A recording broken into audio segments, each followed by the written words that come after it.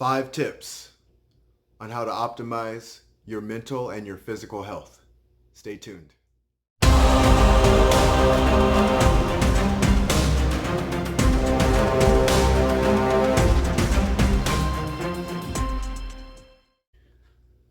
All right, so the 5 tips I'm going to be going over are honestly all tips that people are normally going to know.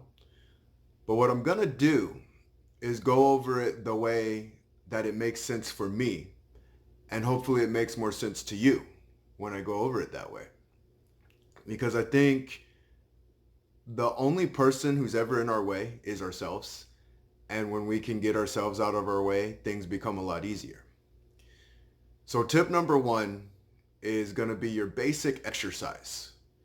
And everybody knows how important exercise is and how your dopamine levels go up, your endorphin levels go up, and it's great for the body and you feel really good. But it's really hard for people to get it started sometimes. And what I always say is anything new is going to be difficult at first because our brains are used to what they're used to. So whatever we do, we're just used to doing it. So if we're going to start a new routine, that's going to be a little bit difficult in the beginning. But if you can see the process behind it, everything becomes a lot easier. If you can see a better future for what you're doing now, everything becomes easier. They usually say the hardest part of going to the gym is getting ready to go to the gym. And I would say that was true if you were mentally thinking that. If in your head you have the idea that it's going to be hard to get up and go to the gym, well, it's going to be hard to get up to go to the gym. But if you're seeing further than the moment that you're in, it's not so hard to do it anymore. If you can see past everything else, and I'm talking about past even the part of going to the gym, you are literally changing who you are. So when you're changing who you are and where you need to be, there's certain things in your head that you need to change as well. And when we can go further and see further, all of a sudden, all these little monotonous things that we have to do to get us there become a lot easier. So it's not so much, oh, crap, I gotta go do this exercise thing. I know it's gonna suck in the beginning. It always sucks in the beginning. If you turned it into, this is great, I'm creating something new, I'm about to do something great, I'm going to do something that's an investment in myself. I'm about to invest in me 100%, because that's all it is. That's all exercise really ever is. It's just an investment in yourself. And you just have to start somewhere. So start somewhere.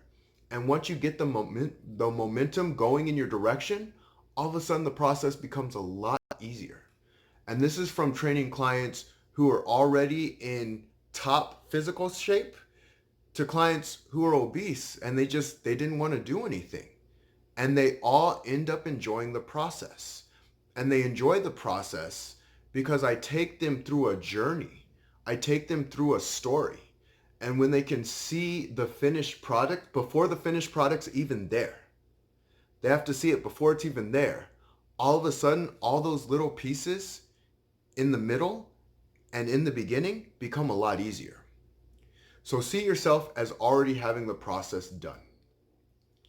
All right, tip number 2, the thoughts that we say to ourselves. These are so powerful and people sometimes forget that. And it's not to say that you never have a negative thought. You can have positive thoughts and you can have negative thoughts. And honestly, both of them can be constructive.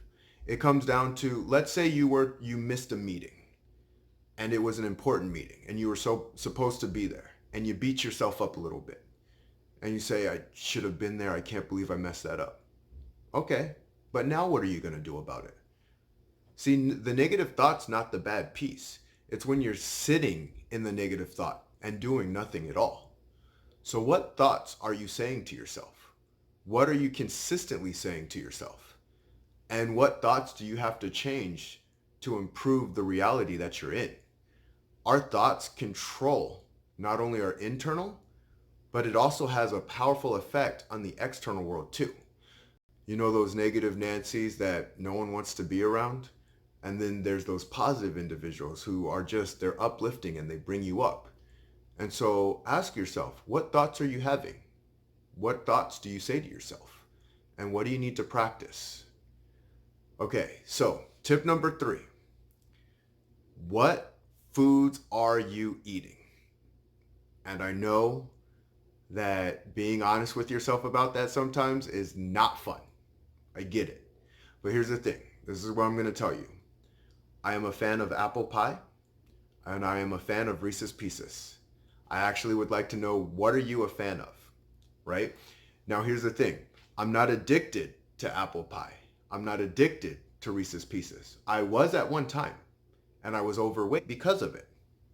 But then I changed it and turned it around on itself and said, I choose. One, I have to choose what I'm going to do. Because if it's not my choice, it makes it much harder. It's the same thing as saying a diet. You got to be in this diet so such and such happens. And it's like, well, F this diet. I'm going to eat this. So if you can make it your choice, though, it comes down to what you choose. What are you going to put in your mouth? Because here's the truth. We all know how we feel when we're eating clean, and we all know how we feel when we're eating crappy. And so do your best to eat clean, but remember, it's your choice. Are you going to invest in yourself? Or are you not going to invest in yourself? And at the same time, it's not to say that you have to avoid all those other foods too, because you can have them. But here, think of it this way. When I have my Reese's less and my apple pie less, I like it that much more. It tastes that much better. We ever had those opportunities where you avoided your apple pie for like a month and then you have it? Wow, it's amazing.